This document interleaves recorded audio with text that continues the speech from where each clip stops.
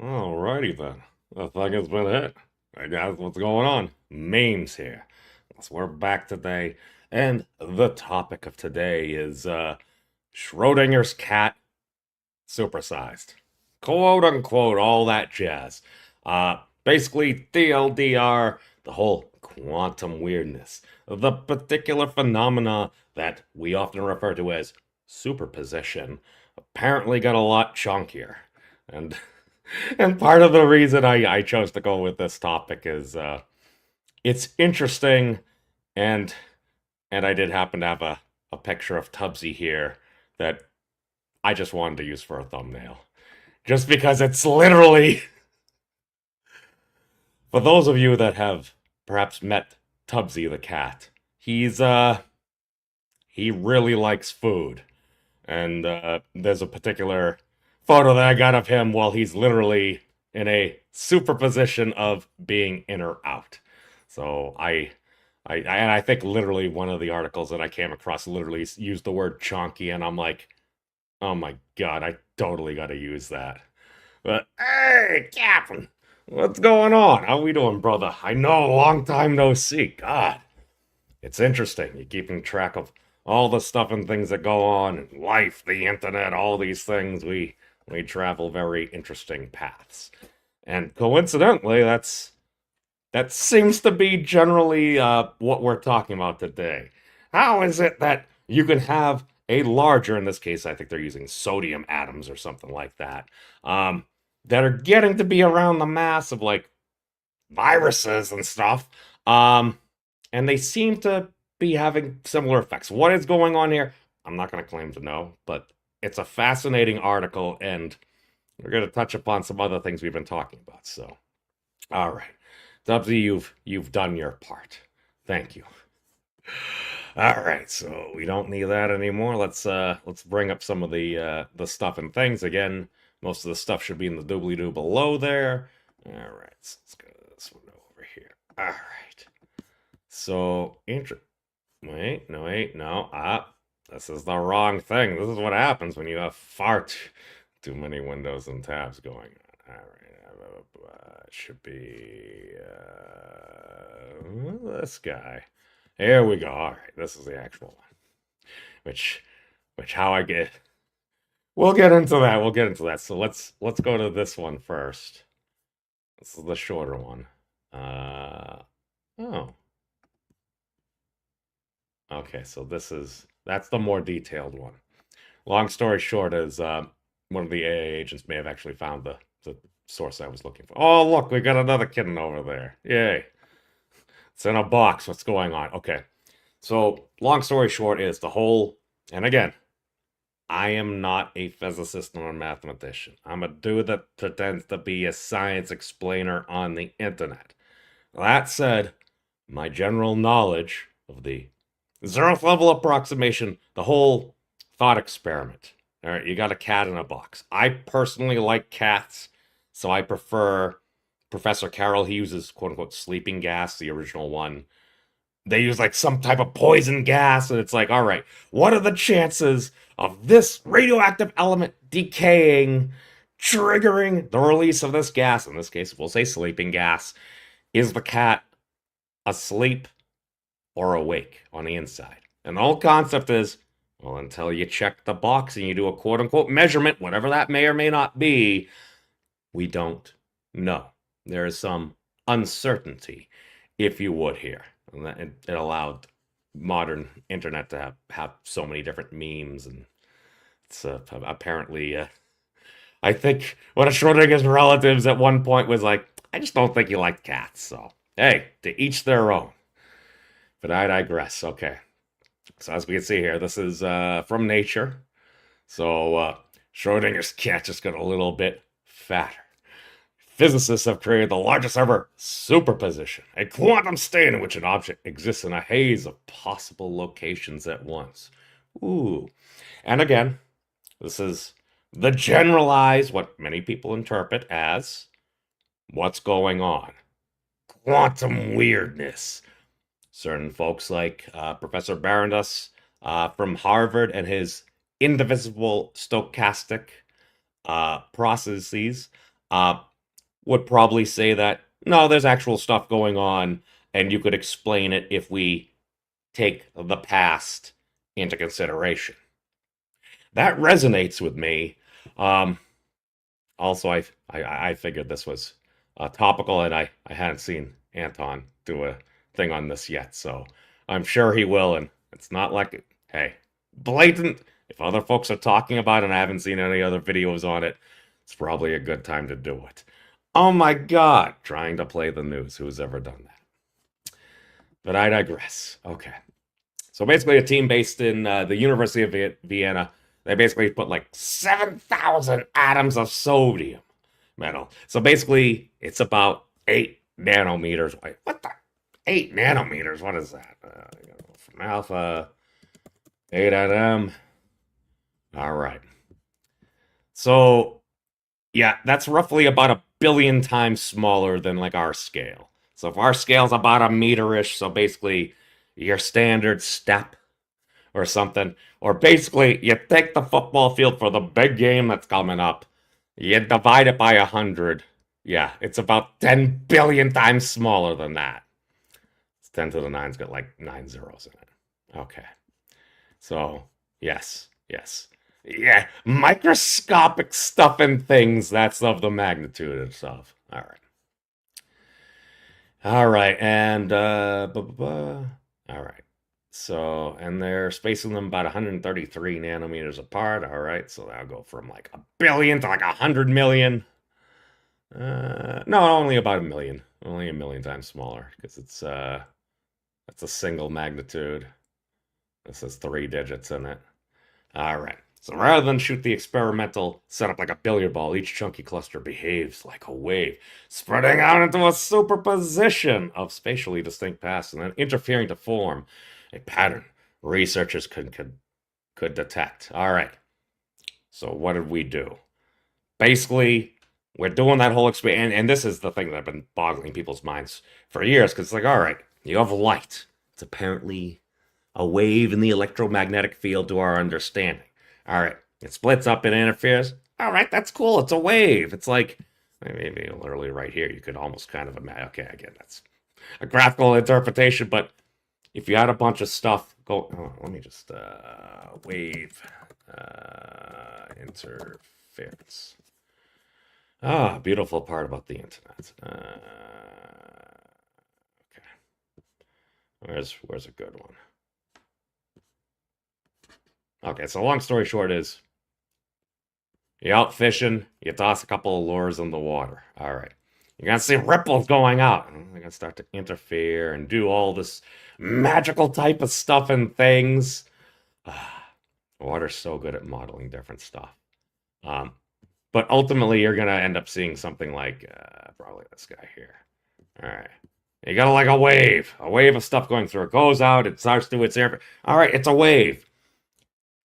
But then I think we started to do that with, I think the next thing was like silver atoms or something. And you're like, no, it's like a billiard ball. It's an atom. It's actual physicalized stuff rather than just like some wavy thing.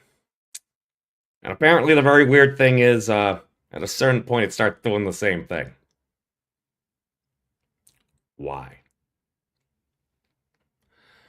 Keywords, wave, particle, duality, whatever that may or may not mean. Does anybody truly know what's going on? Maybe. Not this guy.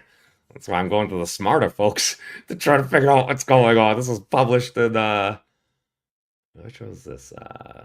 Is this Scientific American? I thought that was Nature. Oh, wait, sorry. I clicked on the wrong box again. Sorry. I'm going to close my other window and realize I'm looking at different things that I'm not showing. Okay, let's go back. All right. So, seems Sandra Edinburgh. All right, so physicists at Fritz Haber's DeBroile say it's a fantastic result, and apparently this is one of the highest magnitudes. There was another experiment, I think, past few years. I think it's something slightly more massive in a different experiment, but we should get to that. So we've got some time, hopefully. All right. As we can see, continuing back with the article, quantum theory doesn't put a limit on how big a superposition can be, but everyday objects clearly do not behave in a quantum way. She explains this experiment, which puts an object as massive as a protein or a small virus particle into a superposition, is helping us to answer, quote, the big, almost philosophical question of, is there a transition between the quantum and classical, end quote. She says the authors show that at least for clusters of the size, quantum mechanics is still valid. And this is a fascinating thing, just because when you start looking at some of the magnitudes they're getting to, where was it? Basically very small around the atomic size. Where is that? About 10 to the minus 10-ish or so meters. I think I had heard Professor Cameron Voff at one point. I think they were trying to probe, I believe it was loop quantum gravity. And one of the claims, or at least, if I'm getting this wrong, I apologize, but I believe somebody had claimed at one point, perhaps, maybe there are smaller compact dimensions. Like, keywords you'll hear is within string theory. There's a calabial, or these additional dimensions are curled up, and they're extremely small, and we cannot observe them. So one of the potential effects that one might see is apparently when you get to around, I think about 10 to the minus 8-ish meters, the whole gravity, it's, if you remember from like high school or whatever, it's like you got your gravitational constant, that big G. You got your mass one, you multiply it by your second mass, and then you take the radius between them and you square it. Okay, I think that's how you'd say it in Boston. You got your big G, your mass 1 times your mass 2, divide by your R squared. Oh God, that sounds very, very strange saying in a Boston accent. Some may find it endearing. I was just listening to my own voice. I apologize. But the claim is that once you get to smaller levels, maybe that goes up to R cubed. Because maybe there's an additional dimensionality that we cannot observe for observers like us on our meterish and dozens or hundreds of kilograms scale here. That's why we have units like the meter and the kilogram. I mean, we could use the nanometer, but or the Planck mass or something like that. But who's going to want to say that there are how many billions of Planck masses or stuff like that? It's like, listen, hey. We gotta have things that are relevant to observers like us. Why? Usefulness, commerce, stuff like that. To be fair, the magnitude of the Planck mass is something that you'll see in like different pharmaceuticals and stuff like that. So I have like very small amounts of powerful different drugs and stuff. So that is a magnitude where you could kind of at least conceptualize. It's basically the mass of a small mote of dust. All right, so the experiment described in basically this article on nature of practical importance too. Quantum, but let's see. So talking about application of quantum computers, basically the idea is you're going to have to maintain perhaps millions of objects in a quote-unquote quantum state of superposition with high level of coherence. Basically, if we can learn the limits to what's going on, we should better be able to engineer other stuff and things. And again, it's like I've heard different folks like Stephen Wolfram, and they've shared that they're kind of skeptical about different quantum computers and stuff.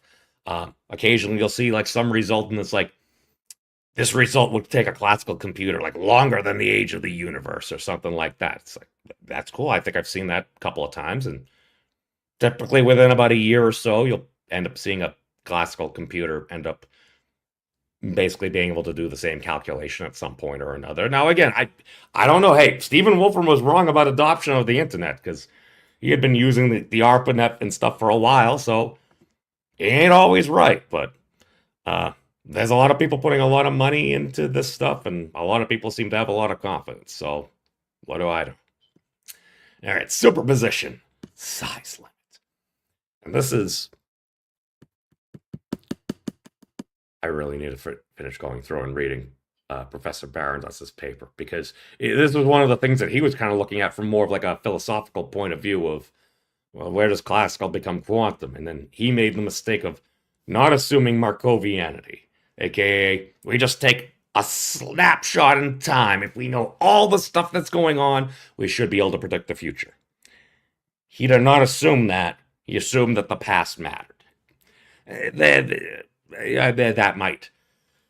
That's perhaps an unfair thing to say, but essentially we would need to know the last indivisible state. So you need to have to go back so far to a particular divisibility event, again, whatever the heck that means, and then you would be able to predict with high fidelity what's going on. The trade-off is you got to have more information, you have to do more work. The benefit is apparently quantum weirdness like this just goes away. For a very simple, seemingly classical based observer like myself, I mean, that sounds like a pretty good thing. It's like, well, if I consider the past, the weird stuff goes away. But then what is the leverage of quantum computers? I don't know. Again, I'm probably just a heretic. But that's not why we're here. Let's continue with the article before I just continue to bloviate. All right. So we're going back a little to history. So basically in 1935, our Australian physicist, Professor Erwin Schrödinger, showed the absurdity of common interpretations of quantum mechanics with his famous cat-based thought experiment. The cat is put into a box with, we're going to do sleeping gas, to be released if a radioactive atom decays. The box remains isolated from its environment. The atom exists in a superposition of both decayed and not decayed until observed, aka the cat is in an undefined state of both asleep and awake. Okay. Now I'm going to add a quick caveat there. For those of us that have spent enough time around cats, personally, I'm pretty sure I've seen cats in both awake and asleep form, so I won't extend the analogy further because then that goes into slightly sad other experiences. But in the real world, objects eventually become too complex or interact too much to maintain a superposition, an idea known as decoherence. What is decoherence? Oh god, how decoherence killed Schrödinger's cat! Oh, it's for 2000. Alright, I don't have access to this article right now. See, this is the beautiful thing about the internet. You can just go and just continue to go down, and then you have to... Again, I personally think most information should be for free. Personal opinion there. Then again, it might be a bad idea if I can actually get everything. I had a slightly bad taste in my mouth from nature before because I subscribed to the wrong thing. I paid more money. I thought it gave me all the online access, but they just kept on filling up my mailbox with magazines that I really wasn't reading. I just wanted to be able to search the archive, so that was a user error. Okay.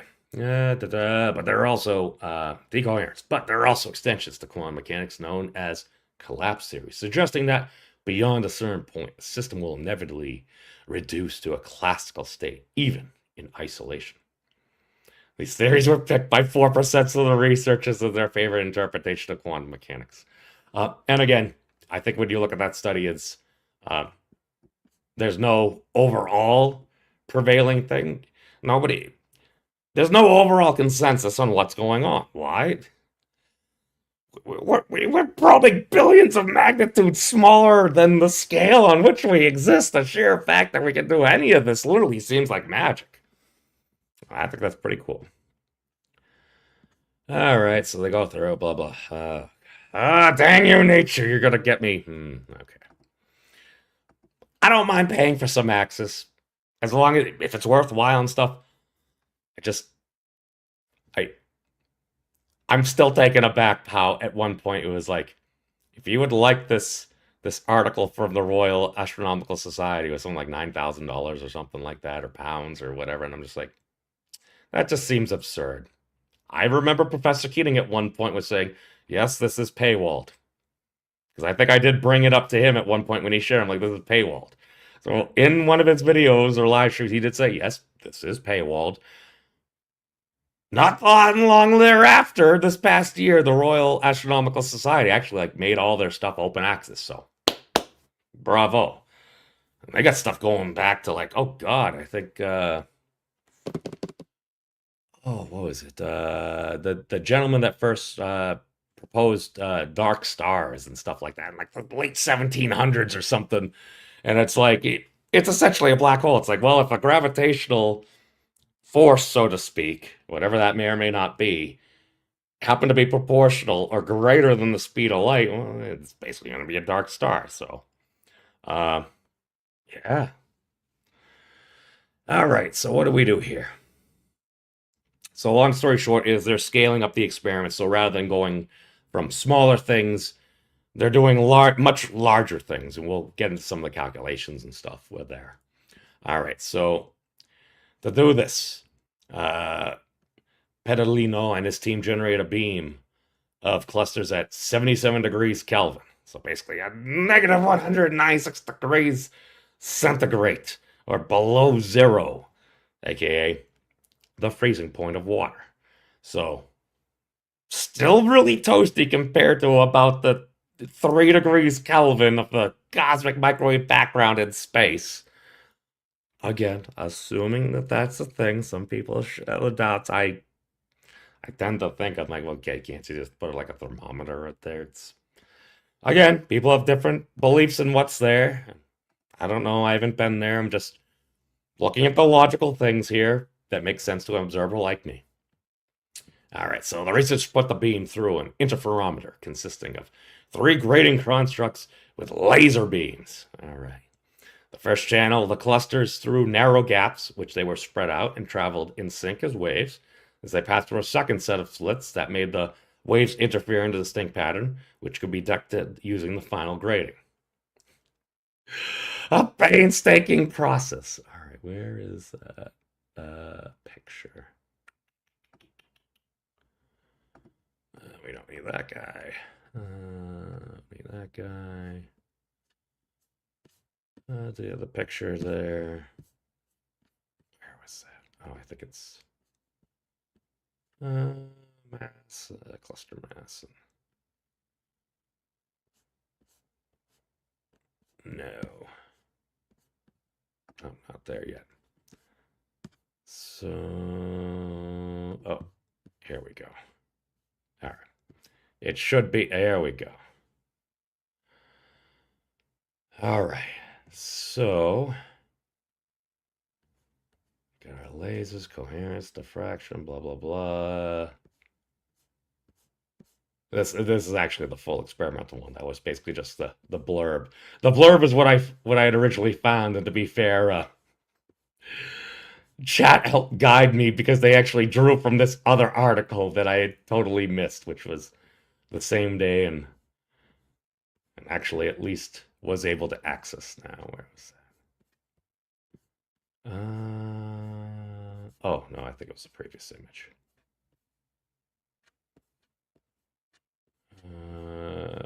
First image.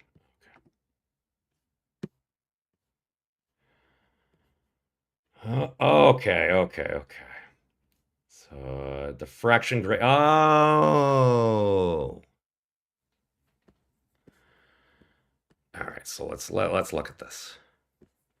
So there's a photo ionizing gratings as beam splitters. Okay. So they said they had 3 of them. All right. So we got 3 different things over here. Passing through the antinodes. Oh. Couple grains are ionized and removed, whereas those passing through the nodes remain neutral. This confines a particle to a spatial region within the gradation nodes, resulting in momentum uncertainty. The light field also induces a dipole moment imprinting position dependent phase on the clusters. Schematic of the optical Talbot low interferometer, starting with the incoherent wave patterns, the first grading G1. All right. Okay, so I got G1. So, okay, so basically I'm just looking at this. I'm like, all right, So we got a length here, we got a length here between the things. Oh, it's just not a standard double. It's literally treating it. Oh, okay. So that apparently looks to be the machine style gratings. Ah. Okay, so you get your wave, it passes through there. It's doing its standard wavy things. When you get over here, things get all wacky and everything. Oh, it looks pretty fractal. Okay, so you got, oh, look, diffraction. Oh, that seems like a good word. And they got their detection of what's going on over there. Okay. So here's the laser. Oh, okay, because they do have the laser there as well to try to. Okay, I'm not an experimentalist. See, this is all right. I gotta get on some experimentalists so I can really try to get this down because I'm not. It's still kind of just seems like a weird thing to me. I'm just assuming it's kind of like the cat. It's like if the cat can fit its head through there, it can get the rest of its body. Kind of like Majin Buu going through a thing there. Okay, so that's cool. Less. Oh, welcome, Rick.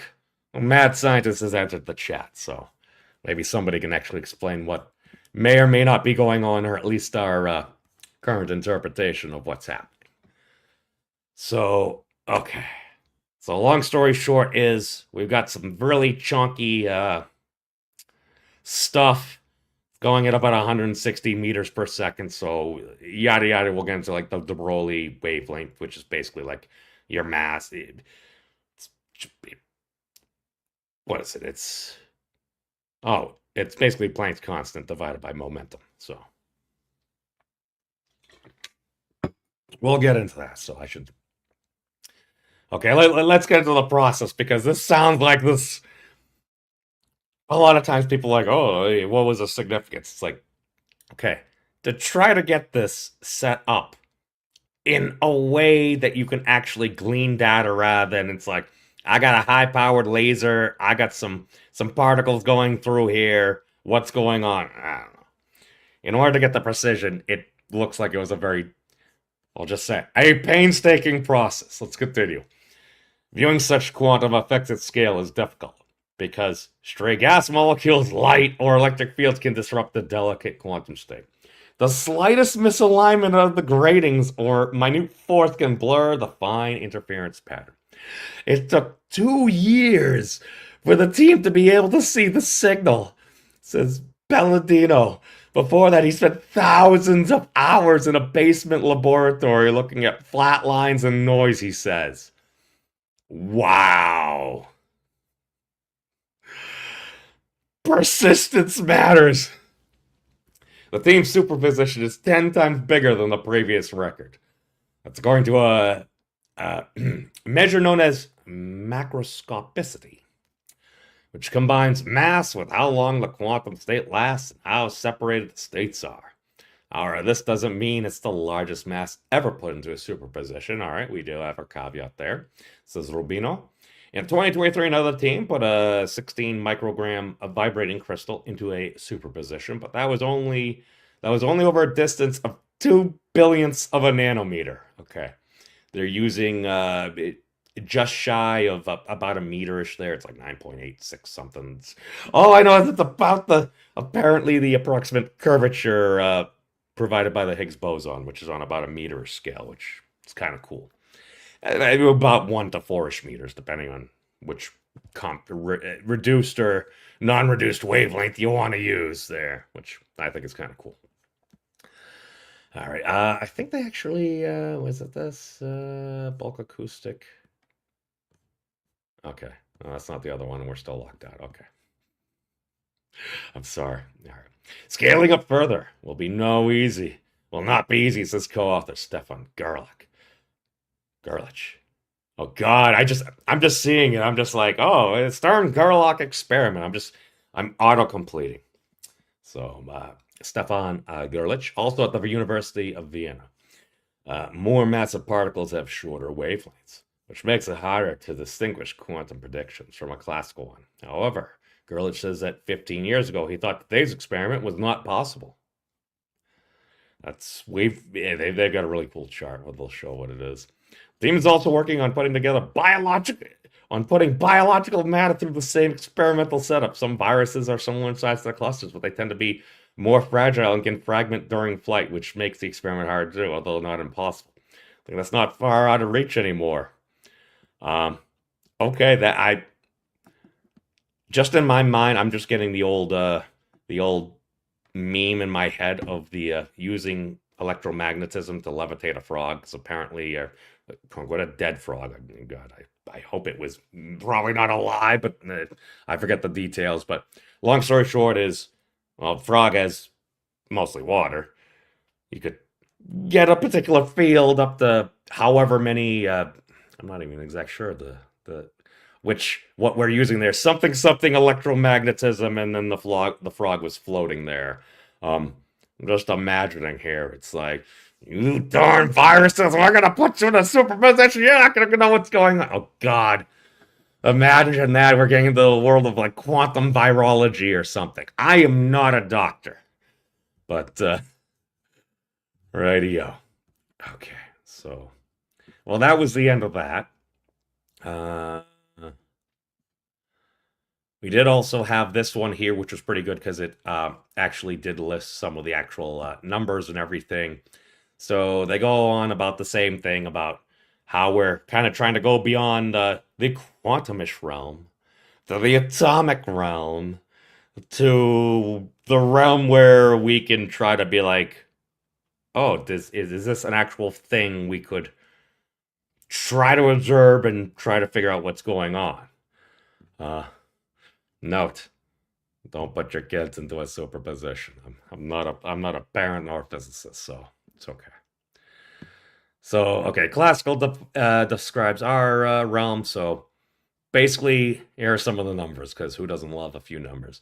So basically, at over 170,000 atomic mass units, which were the nanoparticles they were using. So I think it was sodium. I think it was sodium. We'll get into it. All right. So how much is that? 170,000 AMU. Yeah. So it's about 5 times the mass of insulin. It looks to be about 1,000 times heavier than the Higgs boson. Yeah. It's basically it's the mass of a molecule, as we can see here. That's what it is. All right. So, all right. Multi-scale cluster interference. According to the rules of quantum mechanics, even large objects behave as delocalized waves. However, we do not observe this behavior in our daily lives because the characteristic length over which this behavior extends, the DeBroile wavelength, which is basically Planck's constant h, the full one, with the 2 pi, divided by the mass times the velocity, aka momentum. It's just your mass and then your velocity. What is that? That's the speed with a direction, aka you get some momentum. All right, where h is Planck's constant, m is mass, and v is velocity, generally much smaller than the object itself. So basically, aka if you look for the Broglie wavelength, you're going to find something like traveling matter waves, yada yada. So yes, Planck's constant over p, or yes. This over here is momentum, because that's what it says. And since Planck's constant, it's got a mass, it's got 2 things of length, so an area, and then 1 thing of time. Momentum is just mass, a length, and they're divided by a time. So you're going to get out the length proportionate there. So that's how that works, and basically it's this. So basically they end up throwing it in at 160 meters per second. That was the velocity. Here's the mass. Here's your Planck's constant. Like 14, 15 femtometers. It's like 10 to the minus 14 meters. So about 5 times the classical electron radius. 17 times the proton's measured radius. We believe it to be really frickin' small. Really frickin' small. Okay. Let's go back. All right. So, in the new work, the team led by Vienna's Marcus Arndt and Stefan Gerlich, in collaboration with Klaus Hornberger at the University of Duisburg-Gießen, create clusters of sodium atoms in a helium-argon mixture at 77 degrees Kelvin in an ultra-high vacuum. The clusters each contained between 5,000 and 5,000 and 1,000 atoms. I feel like it should be 1,000 to 5,000. And traveled at velocities of around 160 meters per second, giving them a DeBroile wavelength of about 10 to 22 femtometers, which that's between 10 to 22 femtometers. Cool. All right. So it checks out. To observe matter wave interference in objects with such ultra short DeBroile wavelengths, the team used an interferometer containing 3 diffraction gratings constructed with deep ultraviolet laser beams in a so-called Talbot-Lau configuration. I think that's the weird thingy we were looking at before.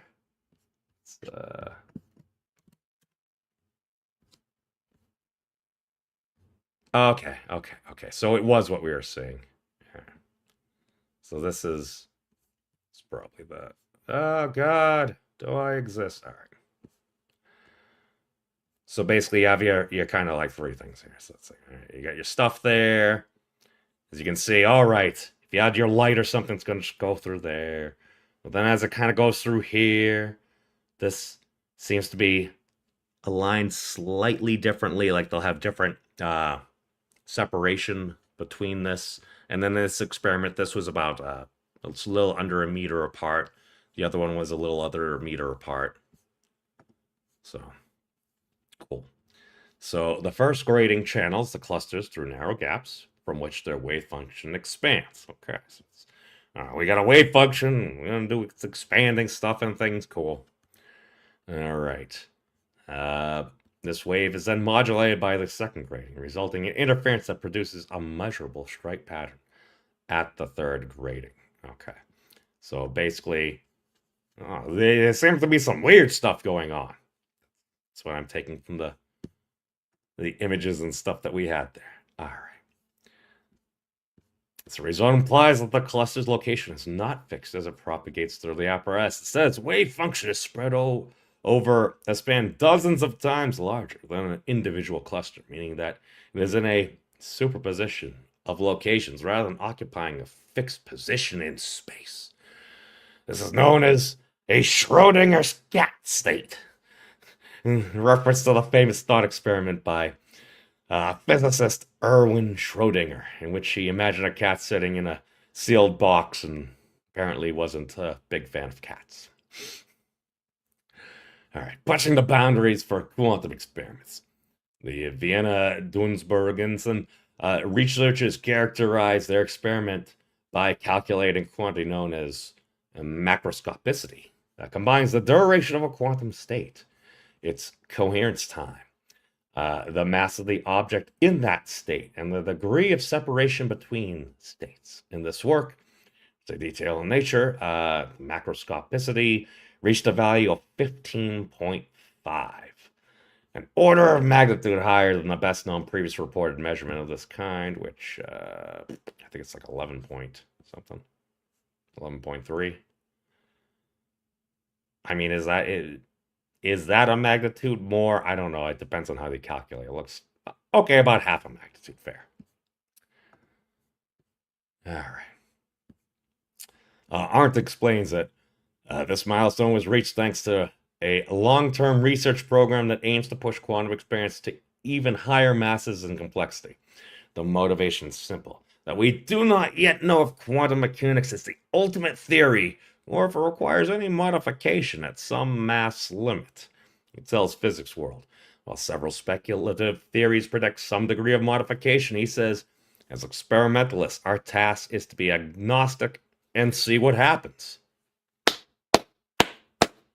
Science. It's like, we're attempting to do an incredibly difficult thing. What does that require? Well, requires time, requires resources, and it requires the ability to continue to work on something that literally, before we do it, literally seems like magic. Because to throw out the whole Arthur C. Clarke quote again, it's like, any sufficiently advanced technology is indistinguishable from magic. Any sufficiently weird phenomenon is indistinguishable from magic. So if we don't know what's going on, it's like, I don't know, a wizard did it. Maybe there literally is a wizard behind the scenes, and we're just in some, I don't know, spherical cow of Oz or something like that. Oh God, it's again, I don't know, but it's it's fascinating because well, that's what you're supposed to do. You do the experiment, you see what happens, and yeah, you generally use theory to help guide experiment. You get some new results. You do some calculations. You try to modify your theory. You try to account for things. See if we can have predictions. Why? Because, well, if you think a particular phenomenon is going to happen somewhere, it helps to constrain it. It's kind of like was originally there were some signs of like at the old Tevatron particle accelerator. We saw some anomalous blip somewhere between like 85 giga electron volts and like 165 giga electron volts. We don't know precisely where, so but we saw some blips. Okay.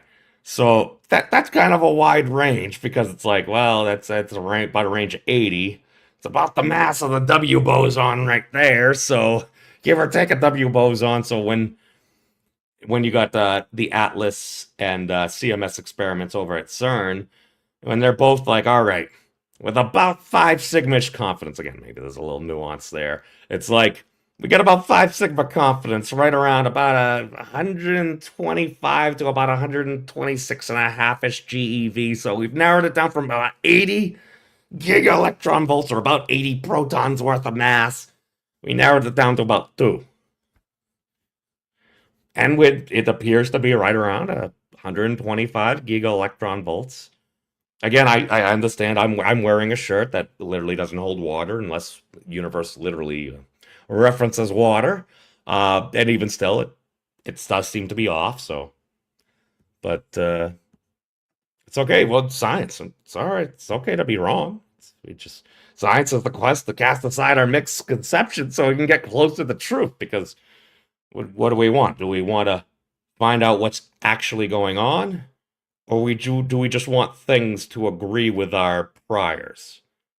That's fine.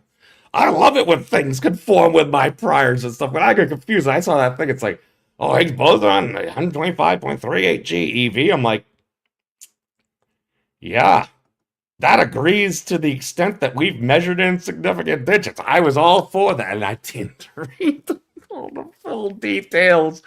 It was an average analysis. Now, it fit the data pretty well, but more recent measurements put it below that. So when you're 0.2 sigma away, it's a lot easier to postulate a crazy thing than when you're 2.8 sigma away. It's like, could it be a thing? Maybe. Your confidence should go down just because you follow experiment. You see what's going to happen. All right. All right. Interpretations and adventures. Okay, we got to read this just because this is, all right. I just like the title of the section. Well, Arndt said he is impressed these mesoscopic objects. Ooh, between micro, macro, meso. I think we need more terms using the term meso to help explain things. Personal preference. All right. Mesoscopic objects, which are in principle easy to see and even to localize under a scattering microscope, can be delocalized on a scale more than 10 times their size if they're isolated and non-interacting. He's not entirely surprised. The challenge, he says, lies in the understanding of what it means. The interpretation of this phenomenon, the duality between this delocalization and the apparent local nature in the act of measurement is still an open conundrum, he says. Oh my God, he's saying it's a weird thing that we really still don't have a great understanding of. Science. Looking ahead, the researchers say they would now like to extend the research to higher mass objects. Okay, so it's talking about doing potential viruses, nanobiological stuff as other medical things in dielectrics. All right. This was brought to us by Isabella Dume, a contributing editor to Physics World. So I think that was a pretty good thing. So okay, that was a visualization. Let's go back over. I think we need to this one. All right. So the full thing. All right. I'm gonna do something that's gonna make some people very angry because this is actually the full article right here. So it should be available. It is open access, so everybody should be able to get it. But this article is basically what was actually published here. This is the actual full thing. That was a short, succinct write-up because it's taken me about 45 minutes to get through the two snippet articles that kind of had it. The full thing here is maybe I'll do it this weekend. There's so many interesting things. But long story short is I actually didn't find this. Our friend Chat found it.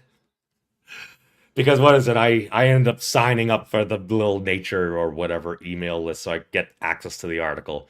So let me download the article, and since it was behind a paywall, I put the article, loaded it, and then sent it the Physics World article we just reviewed, and I'm like, now please summarize the findings of this research and perhaps include some relevant calculations in a similar style as we have been. Thanks. Okay. Long story short is when it was going through it, they did a really good job at just summarizing what was going on.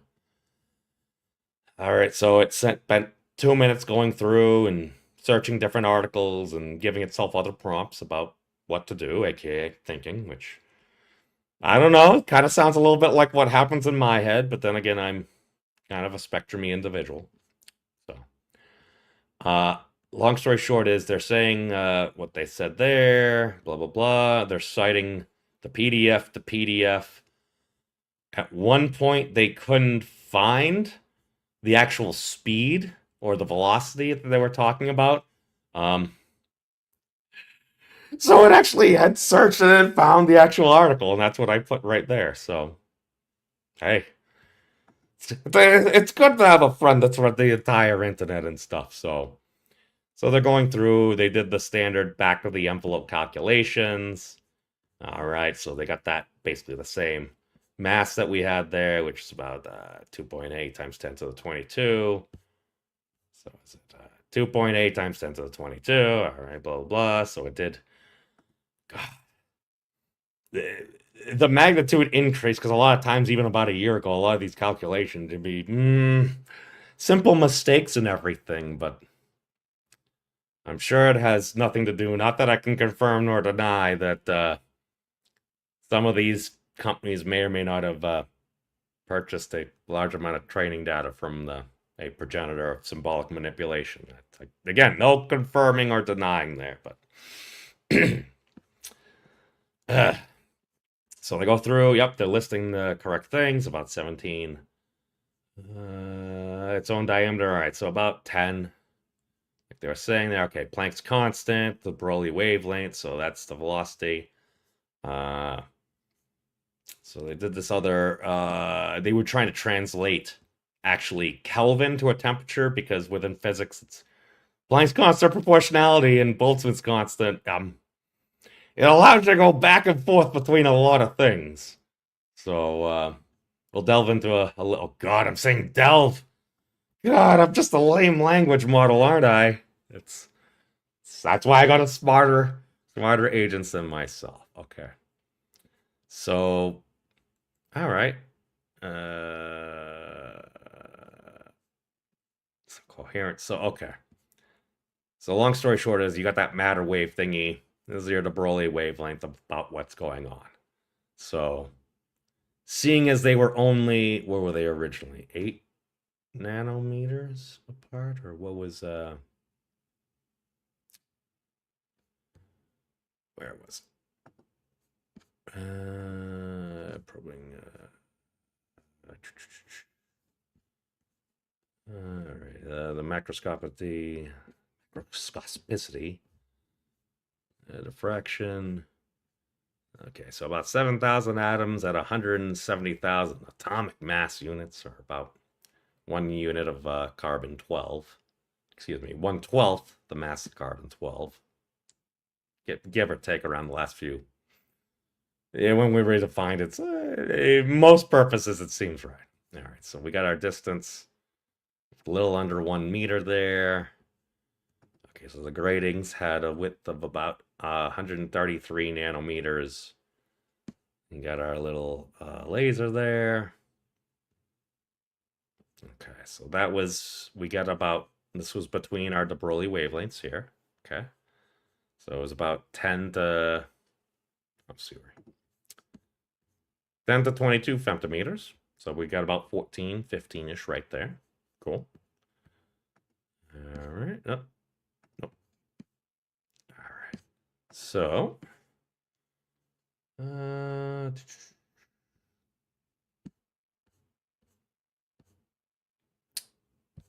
distance. Okay, we're just gonna come through because I'm like, all right, great. You found the actual source article that I had missed. Let's go through and do the calculations. All right.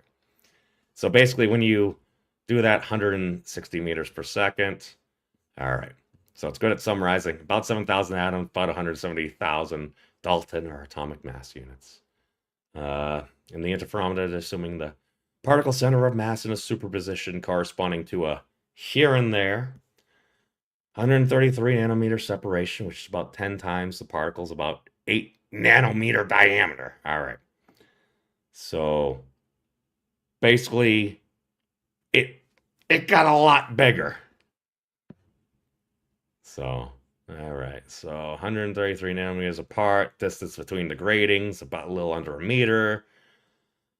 The vacuum is about 9 times, about 9 times 10 to the negative millibar. Let's, what is that? 9 times 9 times 10 raised to the minus 10, or was it 9 millibar?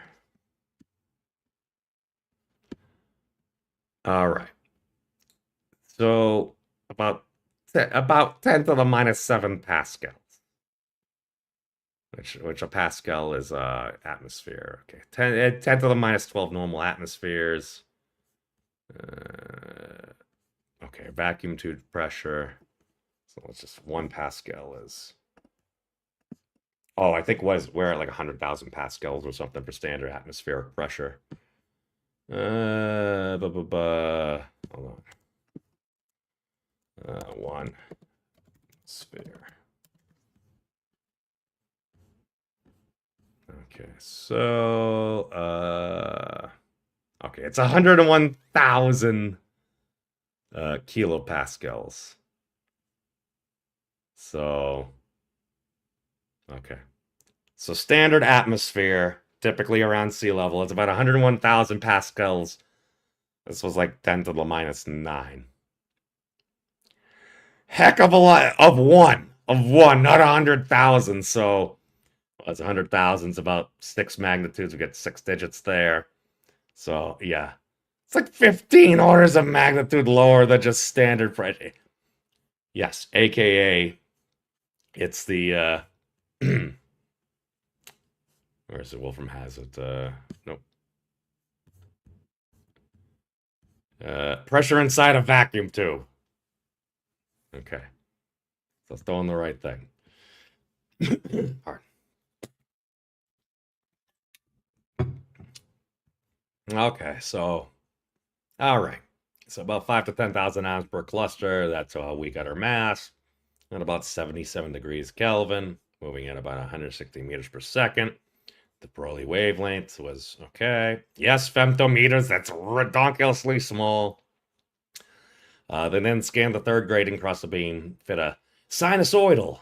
So basically, wave thingy to get the fringe visibility. The representation data set means the mass for 172 kilodaltons and 170,000 atomic mass units.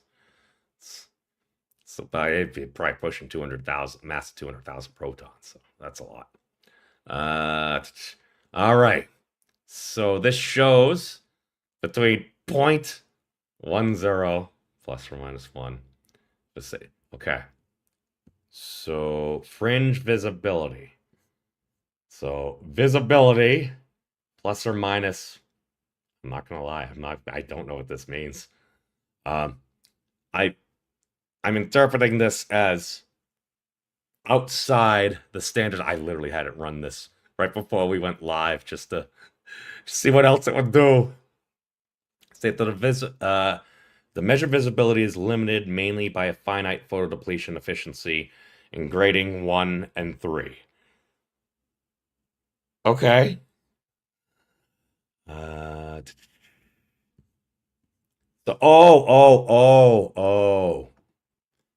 So if we assumed it was supposed to be 1, I think this is where they got the whole, it was smeared out about 10 times larger than the actual thing was. So if it was 8 nanometers, they're probably measuring around 80 or so because this is 1/10 of that.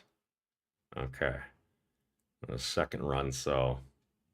Okay, so it's about a magnitude of 10 if we assume that was 1. Okay, so that actually kind of makes sense. All right, take the representative cluster mass, convert the mass to kilograms, blah, blah, blah. Okay, this is Dalton. We get that 2.8 times 10 to the minus 22 kilograms. The momentum at 160, blah, blah, blah. So the DeBroile wavelength is about 14.5 femtometers. That's between that 10 to the 22 femtometers. Extraordinarily small. Okay. So using the Talbot length Saturday check. So the grading, okay, they had about a meter or so between each of those thingies. So cool. All right. So it's right there in the regime, nearing interference is strong. All right. How big is the CAD in the two ratios? They emphasize the two different bigness comparisons. God, the thing is starting to speak in my vernacular. We're in trouble now. Separation versus particle diameter. Okay. The wave function is split, or one interpretation is the wave function split by 17 particle diameters. It got bigger, but I thought that was the difference between the gradings there. The separation versus the DeBroile wavelength. All right. So we've got our separation there. All right. That's 10 to the minus 9 with the DeBroile wavelength. All right. So I got like 9 million. Because, well, we got 6 zeros after it. 6 zeros, and then a number is million. So 9 million DeBroile wavelengths. Okay. It's a nice way to see what the set demands. And demands insane phase stability. They report a few nanometer stability over hours. Okay. So a lot of data, clearance time, flight taken through the device art. There are 3 gradings. Okay, so something like this. 1, 2, 3. Okay. Or at least that's the generalized one. Let's actually go to the... here we go. All right. We got 3 gradings. All right, so meter between them, meter between them. All right, so we got coherence, diffraction, and we're getting detection along here. Okay, that's making a lot more sense now. All right. So we could... I'm sorry, I realize some folks are really against a lot of these large language models and everything. I was going through and I'm just, let me just do some of the basic calculations and stuff. And then I'm like, well, folks at the Institute for Advanced Study are using a lot of these things because it infers a tool that allows them to do more stuff quicker. It's going through and doing most of the calculations for me with pretty dang high fidelity. It's like, I'm putting it to the Wolfram Alpha calculator, and it's like,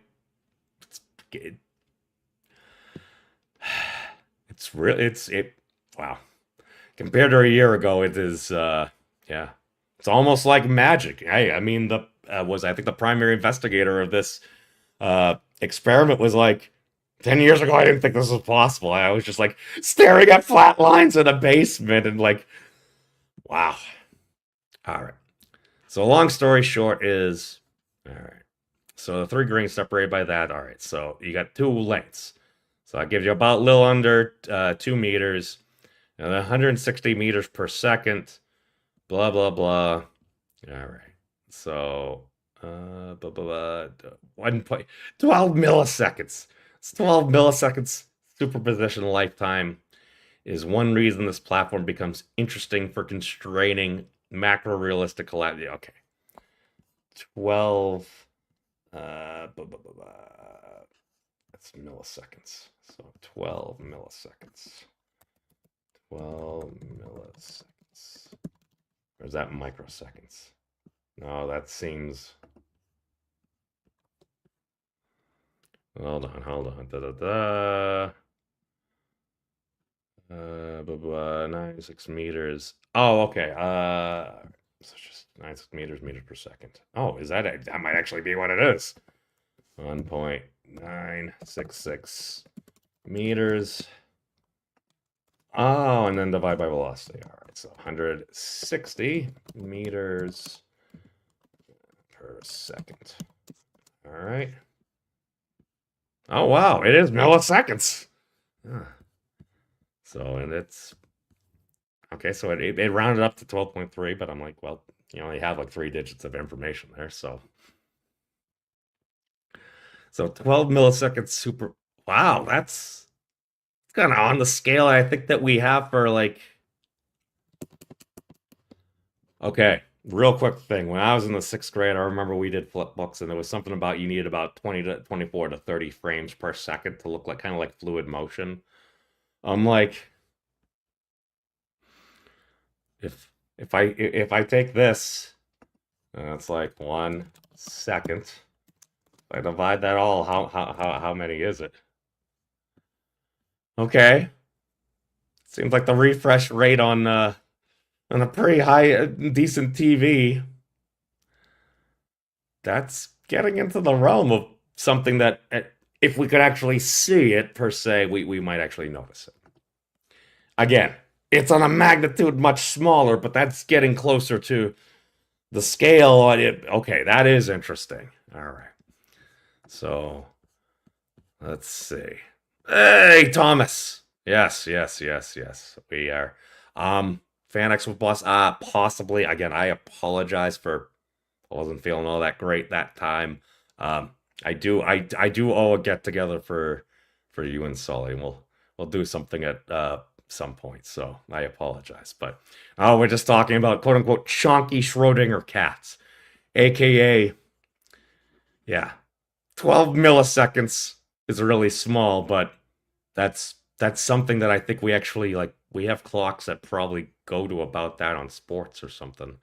So at least maybe track and field, that's, yeah, because that's, okay, seconds, that's a second, that's a tenth of a second. Yeah, this is on hundredths of a second, so this is on times where I think I may have actually used a stopwatch for, so that's kind of cool. Again, it's on a magnitude we can't really see, but who knows?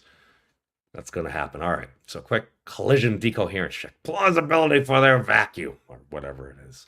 Okay, so basically they have some type of vacuumish setup. They're trying to pump all the air out, get the pressure extraordinarily low, sucking all the air out there. So it's like 14 orders of magnitude, like it's like 100 trillion times less dense or stuff in it than like the standard air around sea level-ish.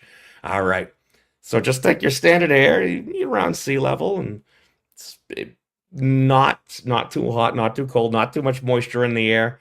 That's, yeah, they're 100 trillion times less dense than that. That's nuts, in my opinion. All right, so assuming it's a billiard ball at 8 nanometers, which is, oh god, ridiculously small. It's going through, and these guesses a thermal speed. Oh god, it's going through doing even more calculations. Well, this might already be there. All right. So at about that 12 milliseconds there, expected collisions, about, all right, so probability, no collision, blah, blah, blah, all that math and stuff. All right, so meaning 94% of clusters would avoid even one background gas hit across the interferometer. Okay, so this is why I think they give it within about one standard deviation of error there. So it's like, I think this is the confidence. This is, and again, rough calculation. So here's the key things, and I I would love to be able to say it better, but it does a very good job, and it's read the whole internet, and it's also restating what a lot of smarter people than me are saying. So again, the Nature article is in the doobly-doo below. I might actually do this with some smarter folks than me, or maybe get somebody from the Wolfram Institute that's actually like done physics experiments, or at least worked in a lab or something. Oh, actually, I could ask Coley. Coley was in a lab with that and stuff. Okay, so he was, oh, he was a, well, he grew graphene, so maybe he was more of a chemist. Um, okay, I recognize some of these symbols and stuff here, so I get a little excited. But okay, let's just say, what does our chat friends say? All right, so it had two main points. At higher masses, quantum versus classical predictions can converge for their present configuration. So you can see fringes without it being unambiguous. The quote unquote, the smoking gun of quantum dynamics, unless you tune the parameters. Okay, so we're trying to figure out what's actually going on and seeing how far we can take this quantum weirdness and extend it. All right. They explicitly argue that slowing particles to about 25 meters per second. All right, we're getting much more on a human scale. You're kind of driving at that point. So that's 25 meters per second. 25 meters seconds is in the reference. All right, so about 55 miles an hour. All right, so if you're on I-95, you're trying to go through the greater Boston area, to be fair, if it's during rush hour, you're probably going to be going a lot less than that. But under an idealized condition, that's about standard cruising speed, or within a magnitude. All right. So basically, if you could get your particle for this experiment going at about I-95 cruising speed, let's perform the same experiment and cleanly distinguish quantum from classical in about this is 1 megadalton. So that just means, what is it? All this crazy stuff here. Hold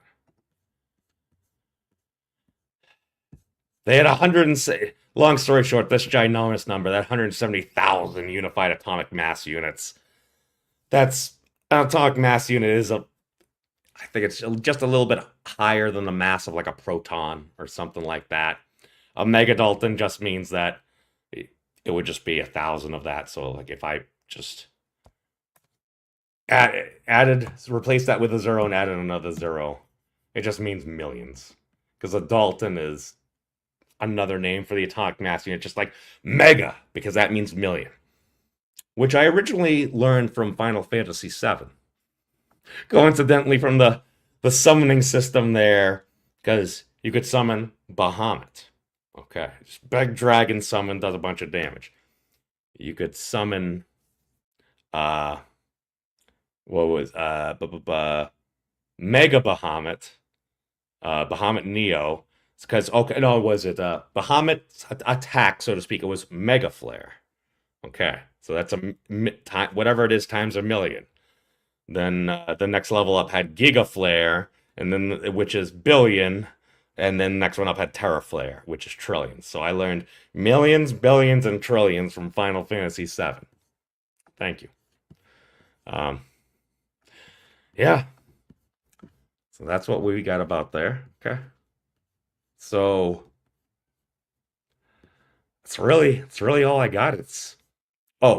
One thing that might be useful is to see how that relates. So traveling matterways, I think it was, I got a little table right around here. Where is it? Okay, various matter wave slates. Okay. So it's mass. Okay, so they're just relating everything to the atomic mass unit. All right. So electron picometers. All right. So 1 trillionth of a meter, 10 to the minus 12. Okay. Wow. All right. So various met. Oh, they got the electron again. Okay, 5 picometers. That's still ridiculously small. Helium atom, 2 protons, 2 neutrons, and you got your electrons, or 2 hydrogen and 2 neutrons. So 50 picometers. All right, 180 of that trillionth of a stuff for a neutron. The sodium atom, which I think they were using there, is about 20 for one of it. So they were using like 5 to 10,000 of them at a time. Okay. All right. So, various matter wavelengths. I wonder if they're doing this for all the calculations. Some of these things seem, because if you're using the same thing there, you should get something slightly different there. Oh, these are from experiment. Okay, so I think they're actually measuring things and trying to confirm. Oh. Yeah, long story short is just if you put this thingy here, so it's like, all right. It basically, if you take the velocity and you put it to the speed of light, you get, this would be the Compton wavelength. It's just the same thing. Your Planck's constant of proportionality, that H thingy. Whatever your mass is there, you multiply it by the speed of light, so that's the maximum velocity of stuff, and technically matter isn't supposed to be able to go at that speed. It gets a lot smaller. The wavelength seems to get a lot smaller. It seems to shrink down. So I think this is a lot of times, isn't this kind of like the special relativity thing? Like things are supposed to get shorter, which seems like a very weird thing as they go faster. So yeah, because zeptometers. All right, all you gotta know is redonkulously small number, 10 to the minus 21 meters versus 10 to the minus 14. That's literally 7 orders of magnitude difference, aka 10 million times shorter. Wow. No wonder people get confused. All right. I think that's all I got for right now. So, alrighty. That's all I really wanted to share. I feel like it's a topical thing. Probably people will be talking about it, and heck, gives me a chance to at least practice a few calculations and see how much slower and less accurate I am than a lot of these AI agent models that are coming and doing some very fascinating stuff. So, who knows? Maybe we'll enter an age of harmony where humans and our digital agent friends can all go live together, sing kumbaya, we'll solve all the world's problems. I'm sure it won't be Skynet. Again, I claim whatever these agents, whatever form they're going to take, I think they will take after us in our image, just because that seems to be what tends to happen. For better or worse, I'm just thinking that perhaps if it gets to the point where a lot of the agents are just starting to have fun dunking on how silly humans are, maybe we'll start to do better. Again, rampant conjecture on my part, but that's all I got for right now. Peace out, everybody. Take care of yourselves. It's a wacky and wild world out there, but it's open for a better tomorrow. Peace out, everybody.